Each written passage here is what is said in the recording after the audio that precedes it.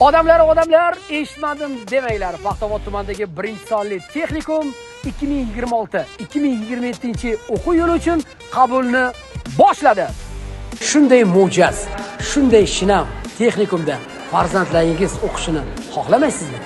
Aziz yoshlar, bizni texnikumga kelsangiz hech ham afsus qilmaysiz.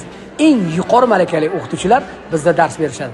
Marhamat, tanishing. Paxtobod tumani 1-son texnikumi 2026-2027 o'quv yili uchun umumiy o'rta ta'lim maktablarining 9-sinf bitiruvchilari negizida kunduzgi va dual ta'lim shaklida qabulni boshlanadi.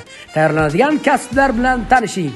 Tikuvchi, yengil sanoat texnologik jarayonlar nazoratchisi, yig'ruv ishlab chiqarish, aloqa operatori, metallga ishlov berish, avtomobillarni ta'mirlash va ularga xizmat ko'rsatish, payvandlovchi, mebel ishlab chiqarish, qurilish ishlari hisobchisi, oqova suv va suv ta'minoti tizimidan foydalanish va montaj qilish ustasi, transport logistikasi, buxgalteriya hisobi va audit, moliya, kompyuter injiniring, mashinasozlik texnologiyasi.